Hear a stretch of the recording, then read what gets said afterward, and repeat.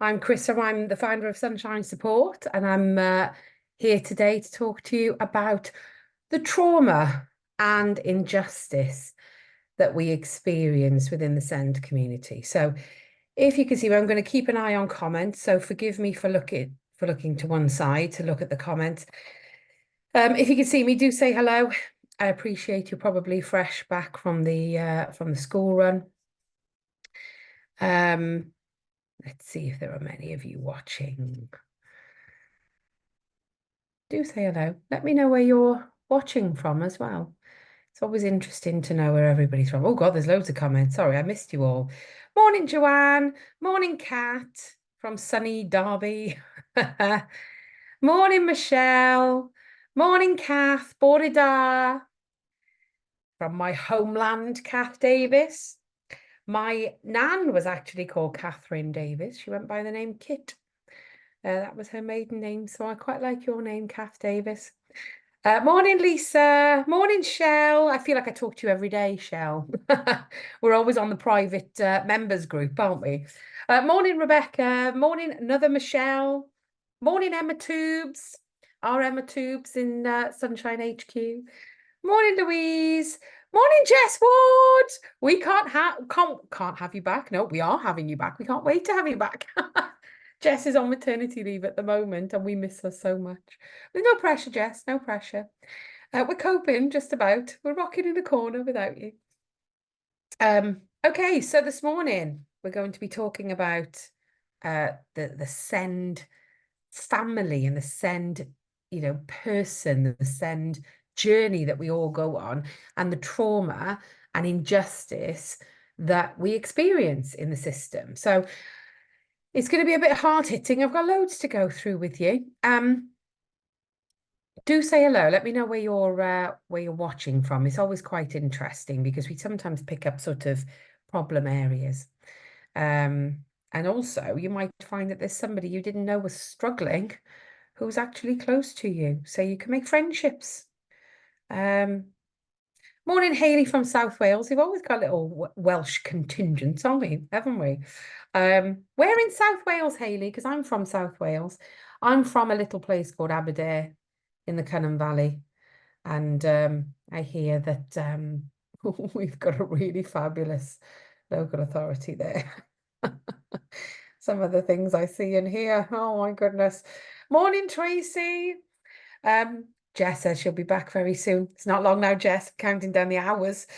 It is really relevant, Shell. It is really relevant because I think that actually, no matter where you are in the SEND process, whether you are just coming into it, whether you're a seasoned parent like me, where I've got a grown-up child, and lots of little ones as well, or whether you are somebody who wasn't picked up, again, me, as a child or young person in terms of having a SEND, and went on to suffer from that, from not knowing before findings and validation and your tribe and everything else later in life. So, morning, Michelle from Essex.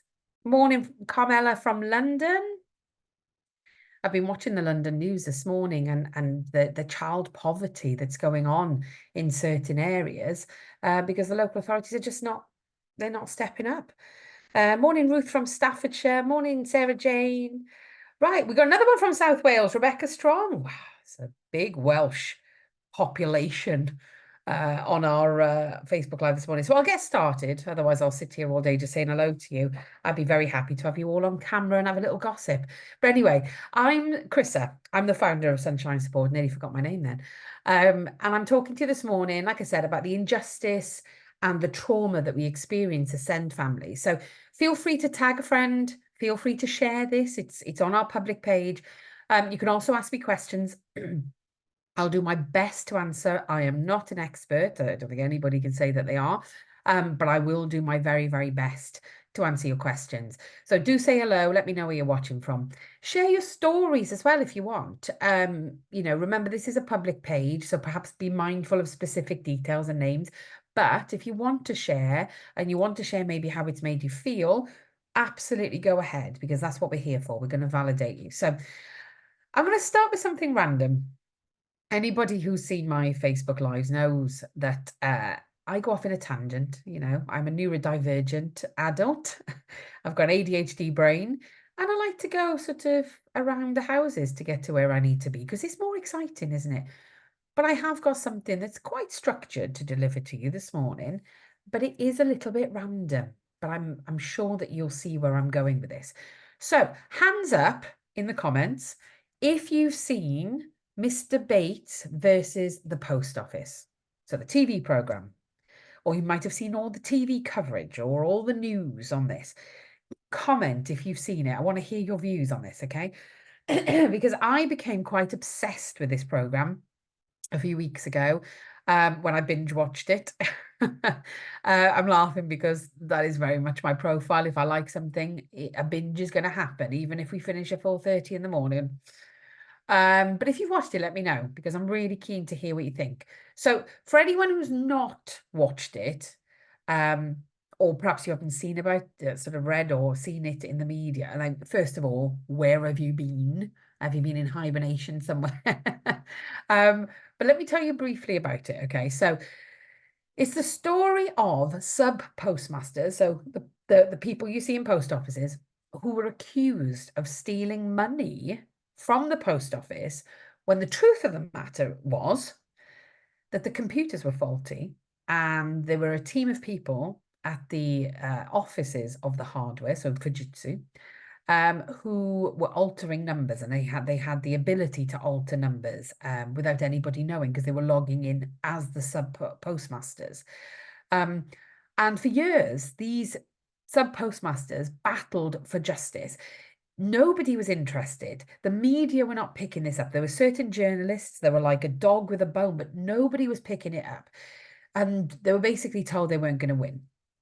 So 20 years later, and many more media attempts later, they gained the true exposure that they deserved. And it came by way of this program, but there's also loads and loads of media interest. All of a sudden, the media are really interested. And they gain justice to an extent, and this is still ongoing, as we know, but not before several sub postmasters ended their own lives because of the stress, or perhaps they spent time in prison for being accused of being criminals. And every single one of them seems to be utterly destroyed by it all. And even those who have received justice or gained justice, I actually question whether it's justice at all and whether they can ever receive justice for what they've been through. After all, many haven't had their money back yet, and lives have been ruined. Oh, I could go and I could go on about this because I get quite emotional. I cried all the way through it because I was screaming at the TV. Anyway, I can just continue to go down that rabbit hole or I'll stay focused, okay? I became obsessed because the story resonated so much. Did anyone else feel this? Did anyone else sort of draw the parallels between their world as justice seekers and our send world? Because I couldn't believe the similarities. I mean, there were some bits of it that really stood out to me, so much so that I felt like I'd said it or I'd experienced it before. It felt like an absolute parallel universe. I'm going to just come to your comments for a second and just see if anybody else is on the same wavelength as me, because maybe I'm absolutely barking. All right, maybe I'm barking. But I'm going to have a little look. Yes, I'm not on my own. I knew I wouldn't be. Kirsty says, yes, it's absolutely terrible. Sue, yes, 100%. It really resonated. Jane, yes, absolutely. Mandy, yes, definitely. Special needs in the life that we lead. I could relate to the awful story so much. Us send parents dealing with our local authorities, the faceless system. Absolutely. And I'm going to get to that in a second. That we battle every day. Lucy says, yes. Kirsty says, it broke my heart. Honestly. Oh, it's all I could think about, Kirsty. It's all I could think about. Claire says, the feeling of injustice is similar to what I felt with regards to the education system, feeling I have to fit for my children. Totally exhausted with it all, experienced it with second and third son, now with my daughter. and Kirsty says 800 people were affected. 800 people. Yeah, so I could go on and on and on. Okay. Oh, Jess, our very own Jess, says, yes, I've been glued to the subject ever since. Seeing such an injustice was awful, but just made me think about the work that we do and how there are further systems that are failing, and there is such clear injustice. And Claire, my lovely friend in Liverpool, who we have met several times through my work here at Sunshine, says she also binged it and she feels really, really sad. And, it's just absolutely awful what they went through. So, just a recap for those who watched it, but also for those who didn't. Throughout the program, Alan Bates, he was the one who was really the driving force. Like, I was so inspired by his tenacity, his endurance. He never gave up. And he kept saying, this just might be a hobby that I take on. That hobby gained justice. He was the one. He was the one with the force and the power and the strength. And when everybody else was sort of feeling exhausted, feeling like they couldn't go on, he was there. He was there, gearing them all up, but not in a sadistic way, not in a way of, come on, we're going to do this. And he just kept reminding them of what they had to fight for and what had gone wrong. And he gave them autonomy. I mean, at least that's how it appeared anyway. And he seems to be a fantastically modest man when I've seen his interviews in the press. But so Alan, I'm going to refer to him as Alan. Alan refers to his peers, so his fellow postmasters, as little people. Now, what he means by that is that's how the system made them feel. They were the little people. Now, that's us, right? That's us. We are the little people, the send parents, the send children, the send children who became adults, the SEND community. And I'm sorry to abbreviate it by SEND, it's just easier than saying the special educational needs and disabilities community. But that's us, okay? That we are the little people. We're not heard. Alan said throughout the program that when we, the little people, challenge the system, we're reminded who's in control. So here, who here has raised a concern and been attacked for it? So I know I have. I definitely have. I kicked and stomped and said, this is what we're entitled to. This is what my child is entitled to. And I was accused of making it up. I was accused of fabricating or inducing my child's illness. I was sent to social care. I was put on child protection. My child was put on child protection. And I was even warned, and I have the paperwork, if I continue to complain through my solicitor, I will have all 4 children removed. Not because I'm a poor parent, just because they were fed up of my complaints, which was very quickly quashed. However, those words were said and they can't be unsaid. And that sits with me forever. This was many years ago now. It's still continuing. Nothing's got any better. Not for me. I'm on about the community. But that parental blame, when we dare kick up a fuss, the social care referrals, children being suspended, just remember, I'm in control. You kick off, I'll suspend your child. How many of us have experienced that?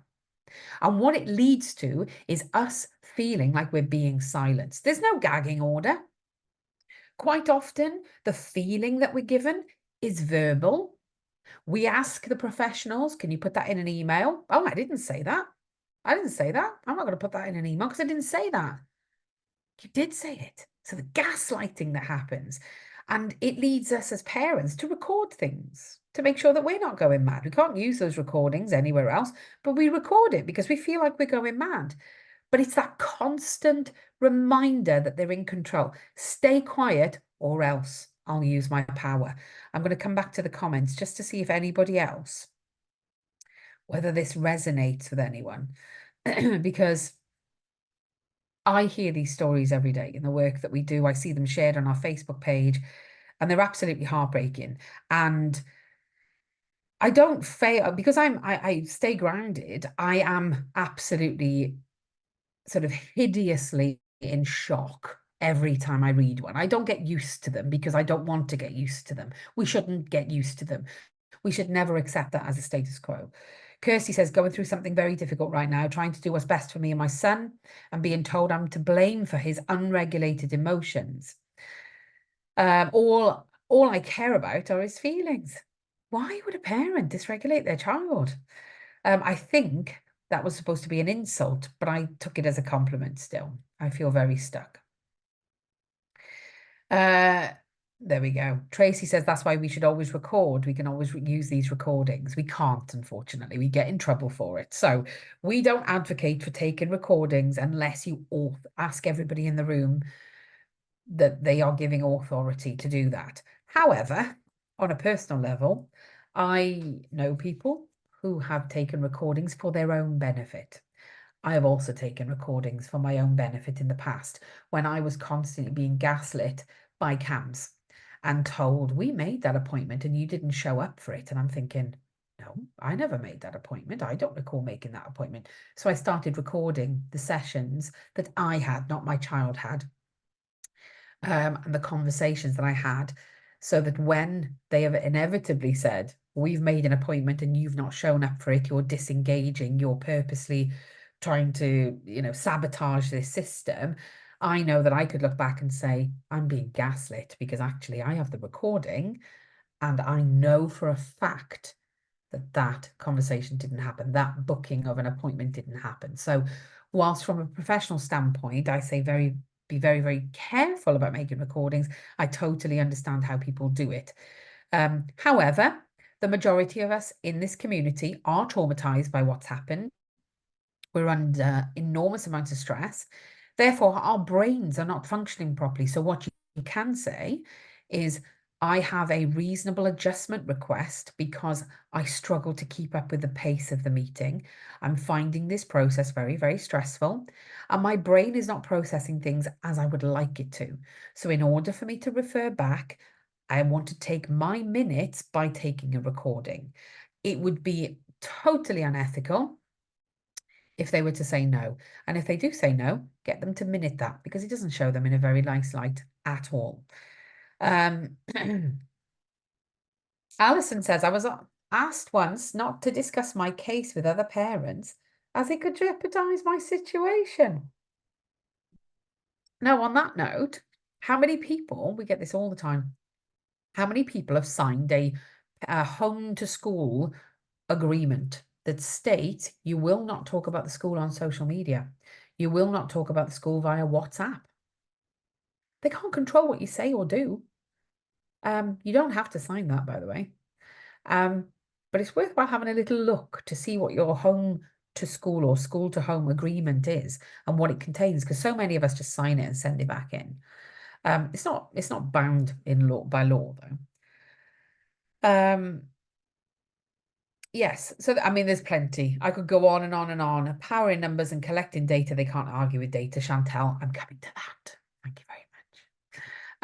So the program, back to Alan Bates and the post office, the program showed quite a lot of gaslighting. And they were basically told, you may well be raising this concern with us, but you're the only one. It's just you. So you are the problem, not the system, not the operators within the system, you. And you are a criminal. How many people have been told that? I mean, I've been told that, not that I'm a criminal, but that it's me, that oh, you're the only person who seems to struggle with this. You're the only family who seems to report this. You're the only people that seem to have a problem with us. Why are you trying to battle us? You are the problem in the system. How many people have been told that, or at least been made to feel that? It's absolutely heartbreaking. And there's a huge knock-on effect to this judgment as well, because it doesn't just affect us as parents.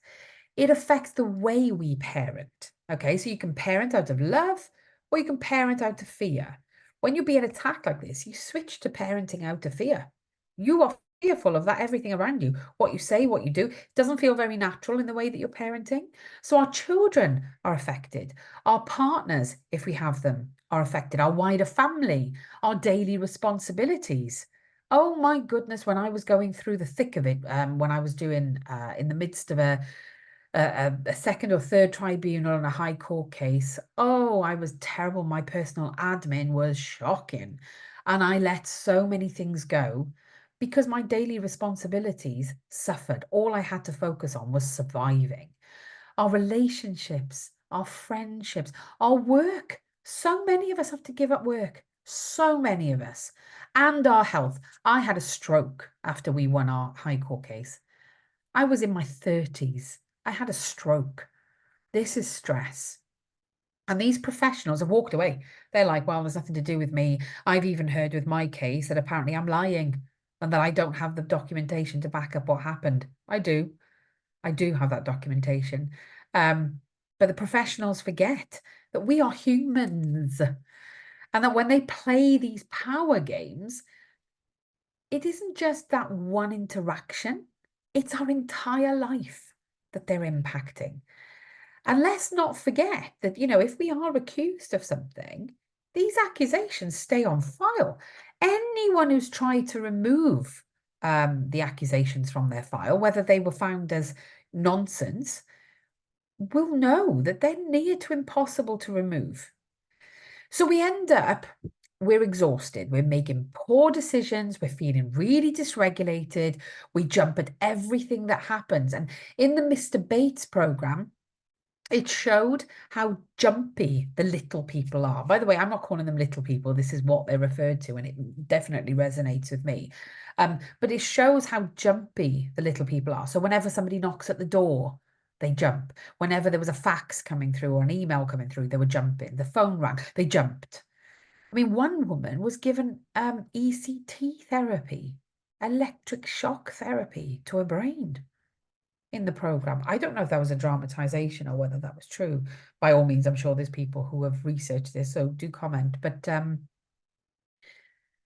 feeling of being on high alert, and I'm not going to go too much into it in terms of like the autonomic nervous response, but effectively we are forced into fight or flight, and that response makes us fight or just run away. Okay. And that is when we are heightened. That is when we are going, oh my God, I'm under attack. I need to fight. I need to fight to keep my family safe. And this is very much, our core nervous system. This is we're often not in control of that. We're only designed to stay there for a very short period of time. Okay. So we're only meant to be in that fight or flight response that I'm under attack. Oh my God, I'm going to do something. We're only meant to be there for a really short period of time. Okay, animals are there for a very short period of time. And so it's very, very exhausting when we're forced to stay there. Now, if anybody's ever been on child protection, or maybe their child isn't attending school at the moment, so you're having these spontaneous visits to the door for safeguarding and plenty of judgment, you're on high alert all the time. You know your child's not going to cope. But you're not going to cope with that, And so you're on this high alert, which is not healthy for your body. It's not healthy for your nervous system, because you start to feel like you crave being there. All this sort of the big hormones rushing around your system, the cortisol and everything else. So we end up sort of staying there. And then we end up falling into freeze. We're absolutely exhausted. So we end up just sort of becoming quite numb. How many of us sit there sometimes like, oh, I'm so burnt out. I'm so tired, staring into space, exhausted, freezing. And your body is in freeze mode, not necessarily cold, but it's in freeze mode. And so you don't really want to do anything. You have no desire to do anything, and you become quite numb to what's going on around you. Some of us become mute. So the sort of presentation of selective mutism can sometimes fall within this, and it's not selective at all. Some people say it's situational, but then we bounce between flight, fight, freeze, and that sort of constant movement between the stages shrinks what we're able to actually tolerate, so our window of tolerance. It shrinks what we're able to cope with on a day-to-day basis, and our resilience becomes really, really low. So anything can trigger us. Depression can start to kick in. It can be really, really traumatizing. And I hope that you're recognizing these signs within yourself, because these are the reasons behind it. So Give it a Google, autonomic nervous response or autonomic nervous system or polyvagal theory or somatic body experience. Have a look at those things. This is how we physically respond to these high levels of stress. It's absolutely traumatizing. We feel completely beaten down. And at points in the program, they were talking about not having the energy to keep fighting. This is where it's all from. Okay, so they were given hope, then they were attacked again, then they were attacked further, then they were silenced.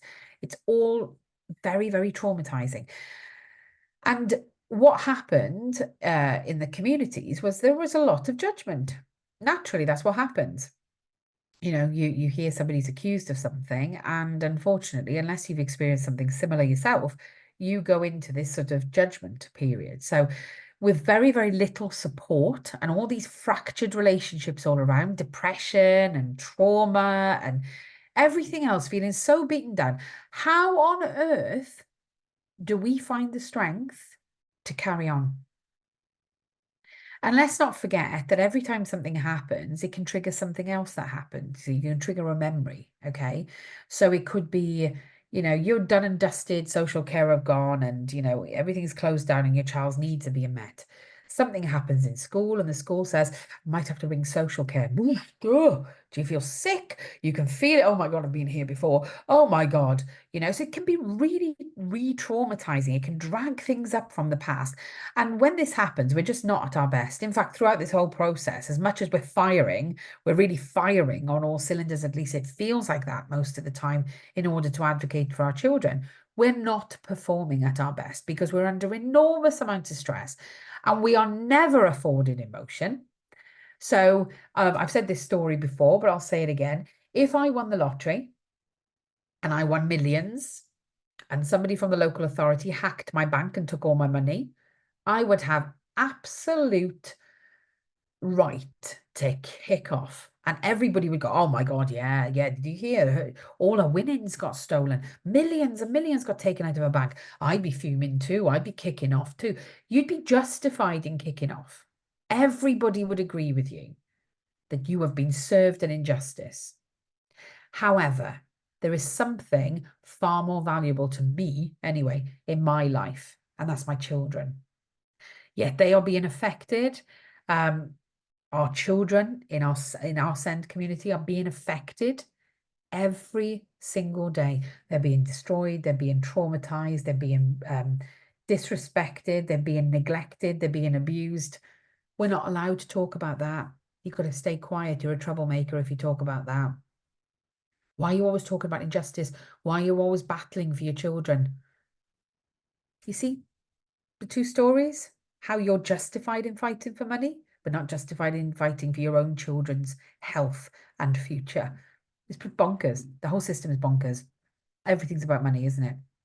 Anyway, ultimately, as Alan Bates says in the program, we are the little people. We are fighting a war against an entity funded by the government who want to silence us.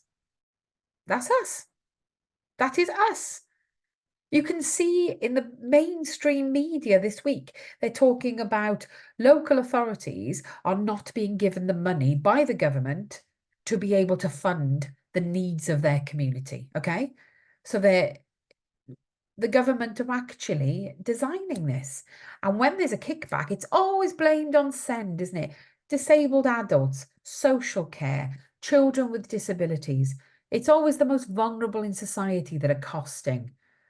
But yet there are very, very able, greedy people who are costing our system far more.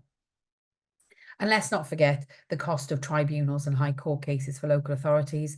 I recently saw a Freedom of Information request that showed the extent of how much money was spent in one financial year by one particular local authority on just tribunals. And it was an enormous amount of money, to the point where when I was assessing it, we could get people, I think it was something like 7 or 8 children a specialist, a highly specialist independent placement with that money.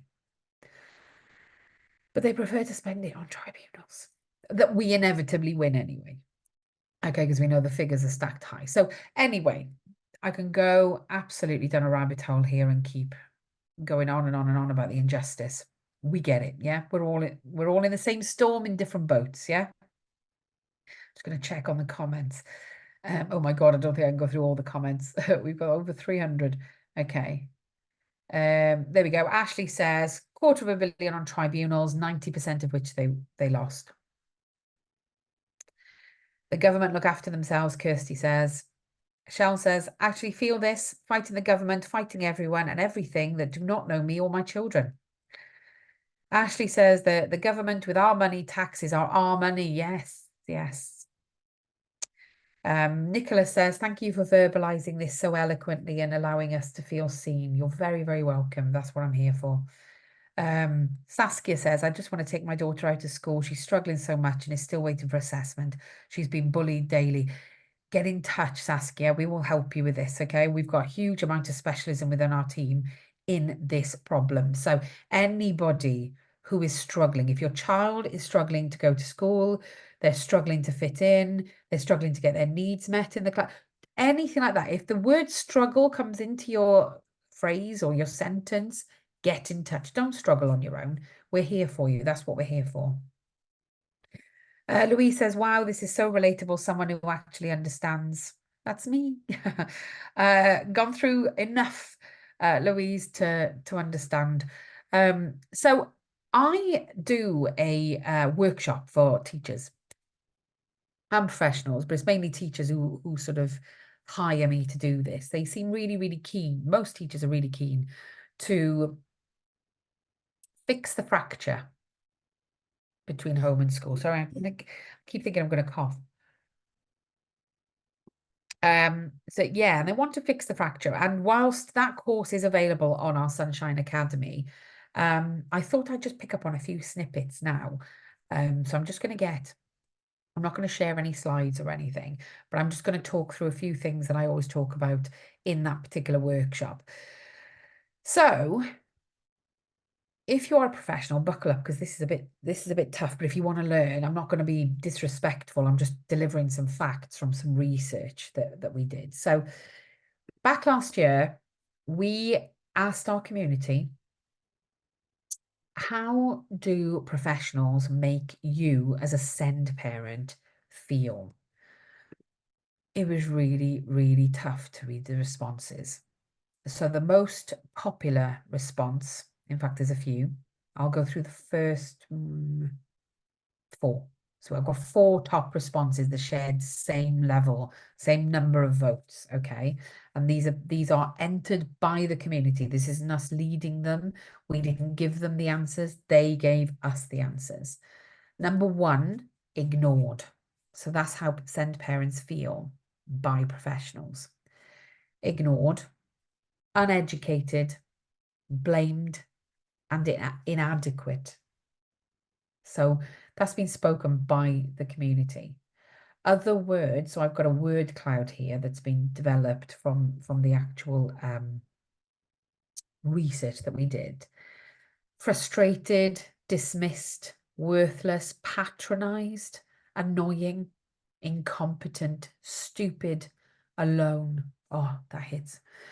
Difficult, paranoid, insignificant, failure, over-exaggerating, useless, misunderstood, wrong, inferior. Did I say that already?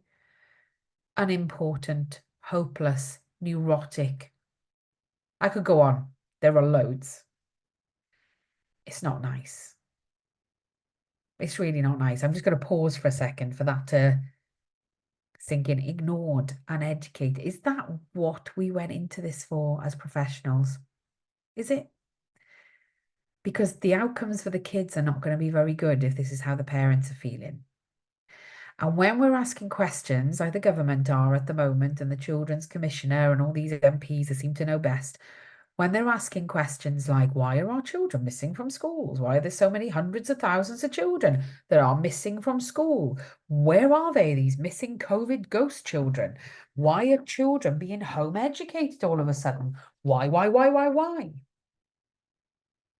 think we've got the answer. Because parents are in control. And if you annoy them and make them feel like all these things, why on earth would they send their children somewhere like that? In any other scenario, it wouldn't be acceptable. If you went to somebody's house as a family and they made you feel inadequate, ignored, uneducated, blamed, angry, frustrated, insignificant, dismissed, worthless, patronized, invalid, would you ever go back? And if you did, and your child continued to be traumatized by it, and you became traumatized by it, and you ended up on child protection as a result, the social worker would say, why did you keep going back? Why did you go to that house that made you feel like that? Yet switch the word house for school, and all of a sudden everything changes. Different set of rules, different set of rules. So how do we do better? So first things first, okay, for those professionals who are watching, we need a little check-in with you, okay?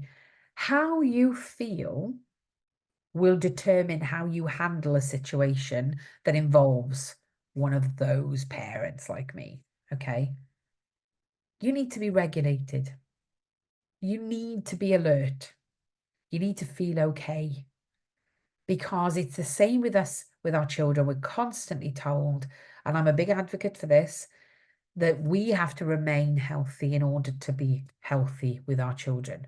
We can't fight fire with fire. If our children's emotions are up there and we meet them up there, it's not going to be any good. We need to do our best to bring them down.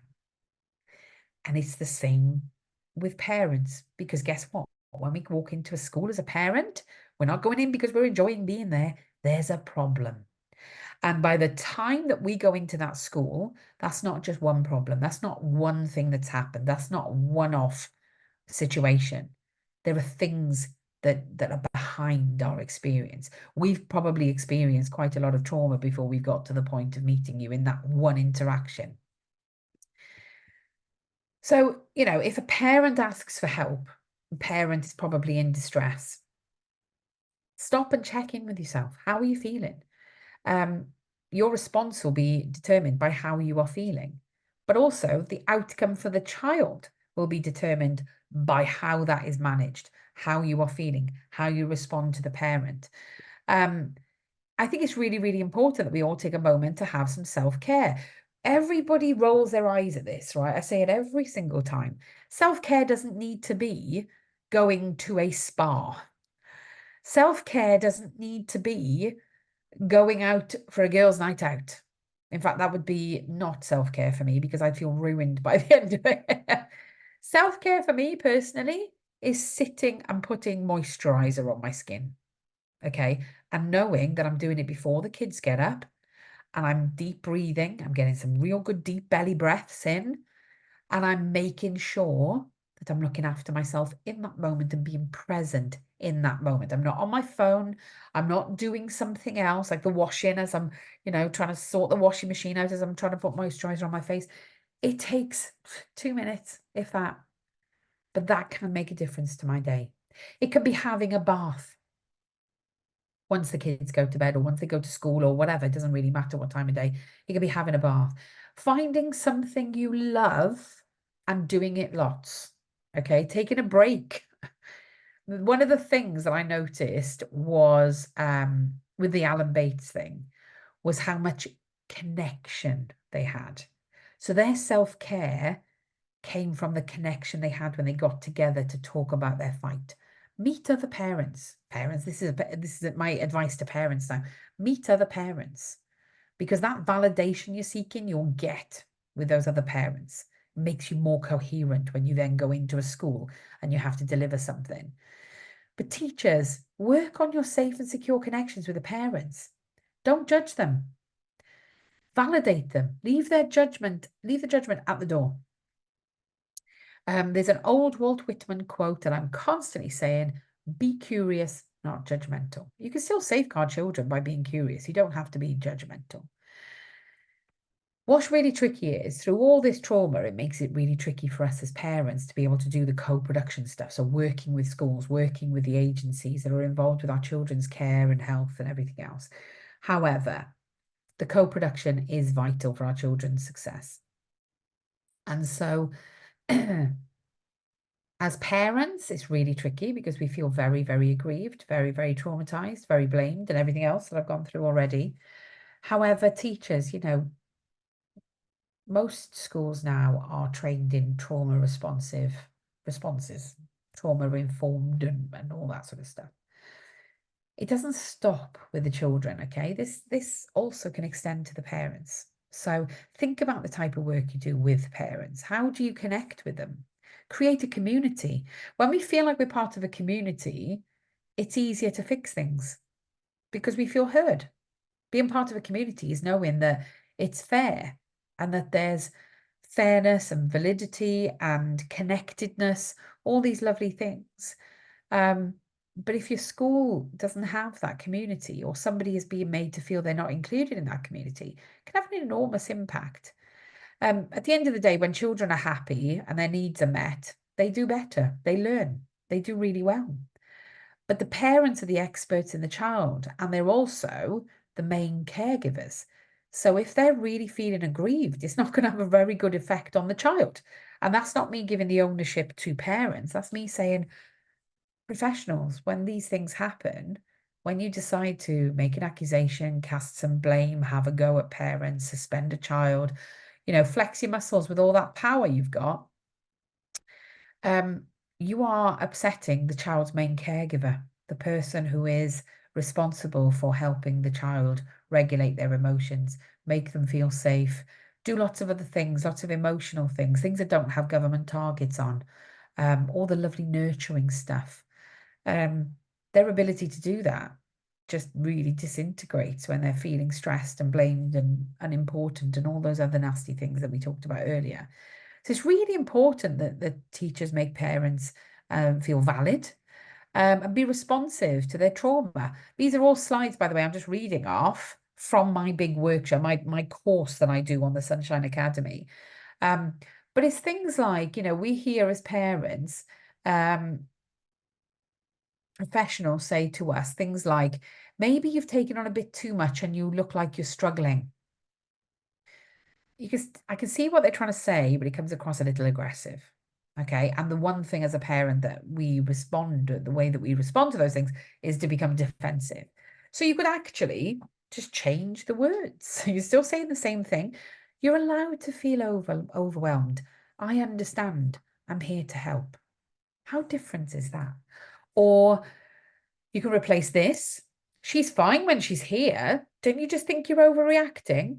With, this isn't your fault, nor is it your daughter's fault. Let's work together to make more sense of what's going on so I can help. Just a quick sentence change. Or perhaps instead of, it looks like you're not coping, because that can come across a bit judgy, you could say, it's okay to feel overwhelmed. It shows that you care. Parenting is tough. I understand. This feeling will pass. How lovely. Imagine being said that by a teacher.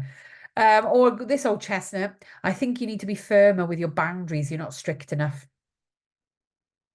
Could replace it with, I'm keen to take your lead on helping you develop strategies that we can use at school to complement what you're doing at home. Let's work together. All about working together and not being curious. I mean, be curious, not judgmental. But also, if there are any professionals watching, I'd be keen to hear what your thoughts are on this. I mean, at Sunshine, half of our advocates are teachers. And so what we tend to find is there's a far greater balance in the way that we do our webinars and things like that, because we've got a tried and tested way by the teachers. And then you've got the sort of the professionals who are more parent-led. The balance between the two in our webinars is quite useful. Right, I'm going to come to your comments now. and just see what you're all saying. Just while I scroll down the comments, I've recently written a blog for Happy Baby, Happy Mum. You know, that famous podcast. I've just written a blog for them, which I'll share with you as soon as it's published.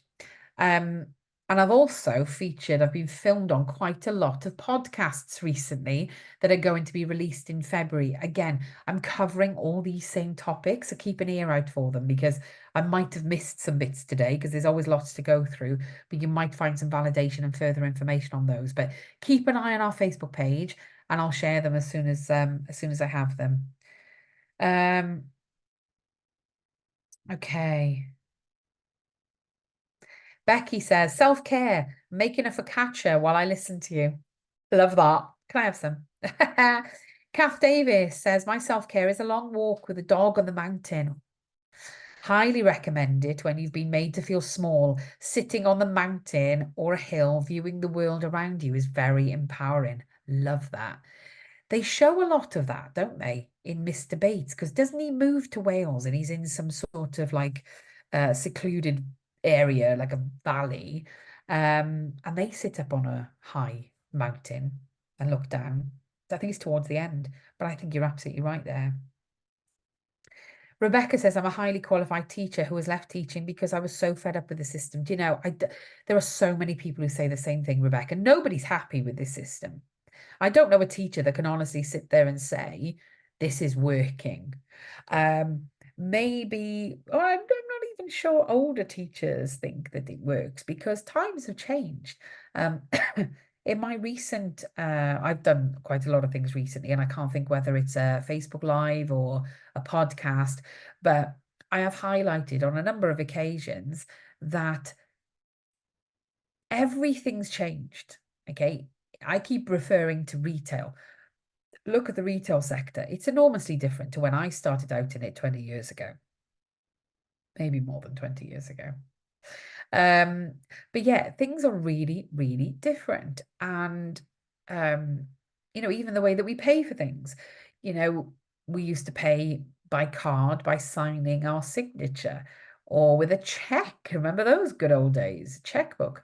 Where now, we don't pay a person anymore. We pay a machine. We're using self-serve. We've got our watches to pay with or our phones to pay with. Things have moved on and things are more inclusive as a result of that. Things are more accessible. People whinge about the self-serve checkers, but for us neurodivergents, they're an absolute dream for a lot of us. Now, look at the education system. That has not made any progress. School looks the same as when I started school many, many years ago. Don't want to say how many years ago. So I'm completely with you. The school system is bonkers. It's just absolutely not fit for purpose. Sophie says, I was told I was pushing the grief from my daughter passing away onto my son, not that he was actually autistic with PDA. Oh my goodness. You know that the phrase, you're pushing your grief. Where is the support? If you were, okay, so let's play devil's advocate here. If you were, what are they going to do about it to help? Or are they just going to stand there pointing the finger? Really irritates me. Kirsty says, I'm a qualified TA and early years and a good parent to 3. Louise says, where have I got to go to make sure I get the support in school? It's just not happening, and I don't know who to turn to make sure my daughter is getting the support she needs. I feel like I need to go above the school now. Quite often you do. Schools are very limited actually in what they can do. But get in touch with us, Louise. We can help you. We've got tons and tons and tons of resources on our Facebook page and on our social media channels. But if you can't find what you're looking for to give you that answer, number one, by the way, top Facebook Live video on our Facebook page. It's pinned to the top of our page. That tells you everything you need to know. But you can also just contact us. Just send us a message on Facebook and we will help you. Shell says, how helpful is the way someone talks to you? They're better. You respond better. How very simple yet so effective. Absolutely. Just making those switches between one phrase, just taking a step back and going, Okay, breathe. Even if I've got a sense of judgment coming through, it's not going to help anyone. Let's be curious. Let's be trauma responsive and change the language. Hazel says, yes, this is so true. It's so easy to be triggered. If you've had 3 hours of nagging from your child and being beaten with flying hairbrushes before you even make it to the school gate for a meeting with them, then frankly, just a look from a professional can be triggering. I try so hard to be self-reflective and consider whether my responses are actually rational. Trying to agree a no blame culture helps me. Rhetoric. Yes, I agree. My point to the DV and MP is that the rhetoric needs to be looked at and modelled from the top. Absolutely agree. Culture trickles down. I've seen schools with brilliant head teachers, and everybody seems to be quite content and connected as a community. And then the head teacher is left and replaced with somebody who is the opposite, and even the staffing changes. The whole mood changes, and it absolutely affects the children. Gabby, our lovely sunshine Gabby, who is a very, very experienced teacher, sorry, Gabby, to say, but she does have decades of experience as a very highly specialist teacher as well. Gabby says, oh, Chris, I hope the teachers here are listening. They will be amazed at how their practice will change. Gabby is brilliant at delivering teacher training. So if your school needs any teacher training, get in touch. We've got Gabby, Charlotte, and Kelly, absolutely phenomenal educators. There's a lot of, there's a petition that's been shared. Do check that out. Says most parents of SEND children are burnt out and it's very difficult to do self-care at this point. This is ignored. Yeah, absolutely. But don't forget there are elements of self-care that you can snatch. Okay. It doesn't have to be lengthy, it doesn't have to be elaborate or luxurious. Lovely if it is, but so many of us don't have the time. I mean, I've got 4 kids, I run this business, and my kids are very, very active. So I'm constantly doing this, that, and the other. I've got several children with SEND, if not most of them, if I'm actually completely honest. And it's tough. It's really, really hard. But having those moments to breathe, breathing is what's really important. I could go on and on and on. Oh, I like this one, Helen. Okay, my self-care is my best friend of 30 years. I love that. How lovely when a friend sticks by you when things are really tricky and probably really, really difficult to understand, because I'm not denying that this is quite, it's not as unusual as people think, but having a child with SEND and getting people around you that really understand is really, really tricky. And I've got some fabulous friends around me. And so I get that. I can go and have a coffee with my best friend and just, it's, yeah, mega self-care, mega self-care. Helen also says it's a constant battle to get my 14-year-old out of bed and back to bed in an evening. PDA child, possibly PDA, but luckily her brother is the SEND officer in her school. Oh, the perks! I love that. Louise also says that even with training, if a professional has training, quite often, if they don't have the lived experience, it can be still quite a distant thing for them to be able to achieve. And I get that. I really get that. That's why most of us here, if not all of us at Sunshine, have that lived experience, because that empathy is difficult to reach and get and dig deep for if you've not experienced the actual trauma and injustice. Kath makes a very valid point. Just because a school is trauma informed or trauma responsive doesn't mean that they actually understand it. Absolutely. I'm not sure I've ever seen it being executed properly either. Louise says, is anyone here constantly battling with school? I bet most people are, Louise, sadly. Again, if anybody is battling with school, give us a shout, send us a message. We will absolutely help. Kath makes a very good point. Again, thanks, Kath, fellow Welsh lady. Self-care is not having toxic individuals from toxic corporations invade your home with no justification whatever. In fact, I could probably just end it with self-care is not having toxic individuals. Just have a spring clean. Have a spring clean. Anyway, oh, somebody's just said they joined an adult ballet class. I tried tap once. I was absolutely useless. I cannot tap dance. But I love that you have joined a ballet class. There are quite a lot of adult dance classes, aren't there? Anyway, I could go on and on. Do scroll down the comments. There are hundreds and hundreds of them, so I can't get through them all. But I hope you found some validation from this morning. I hope you find it quite useful. We're here if you need any support. We've got online cuppa and chat that happens every other Wednesday. We've got an in-person cuppa and chat that happens every other Friday morning. So we're actually based, well, our hub is based in Derby. Our staff are based all over the UK. So if you need any help, just give us a shout because we're bound to have somebody quite local to you. In terms of what we've got coming up now, you may have seen last night, we announced that the Dr. Ross Green is coming to do a webinar for us on his very, very famous book, the New York bestseller, The Explosive Child. I just want to confirm it is the Dr. Ross Green. And tickets, we have extended them because the demand was enormous and we sold out. So we've actually upgraded our systems and we've extended the tickets because we know that there's going to be lots of people wanting to watch that. If you are a Sunshine Academy member, you do have a substantial discount today and tomorrow. So make sure you book those tickets with your discount. If you're not a Sunshine Academy member, what are you doing?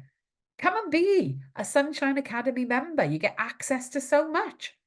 You get access to advocates once a month where you can join a face-to-face clinic, almost like an Ask Me Anything event online. So it doesn't matter where you are.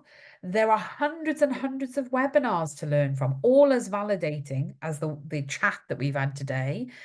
We've got bespoke courses. We've got courses for children. We've got short films, so animated films. They've all been created, by the way, by our team here. We have meditation on there. We've got stories, read-along stories for children on there. We have quizzes. You name it, we've got it. It's $9.99 a month. You get access to all of that. All our old webinars then go and live there. They go to retire there. And so you get access to all of our recorded webinars. Now, the only difficulty is the Dr. Ross Green one will not be on the Academy. We couldn't get the copyright for that, but it will be available to ticket holders for 2 weeks, just 2 weeks after the actual event. So if you want the link to that, do comment. And if you want the link to the Academy, do comment. Specify which link you want, by the way, because we've talked about quite a lot of things. Tonight, we have our webinar on SEND, preparing for adulthood. So post 16, if you have a child who's probably 13 or 14 or over, this is a really fantastic workshop because he's going to be talking about your legal rights, your child's legal rights, and your lack of legal rights, because when they turn 16, things change. So do have a look at that if you want to come along. And then this Thursday, we're having a webinar on challenging behaviour and understanding behaviour and what we can do to improve it, both at home and in school. So do come along to those webinars if you want to, or if you want to watch them recorded, then they will be on the Sunshine Academy in a few weeks. So just sign up to the Academy and you'll get access to them. Anyway, I've got some real work to do now, guys. So don't suffer in silence. If you need our help or you just have a question that you want to iron out, just ping us a message. Send us a message on Facebook or any of our social media, or get in touch through our website. We can also help you there. We've got a lovely team of people ready to help you. Or if you need an advocate, anything at all, okay? Just give us a shout. We'll signpost you in the right direction. But have a lovely day, and I'll be back in a couple of weeks with another Facebook Live. See you soon. Bye.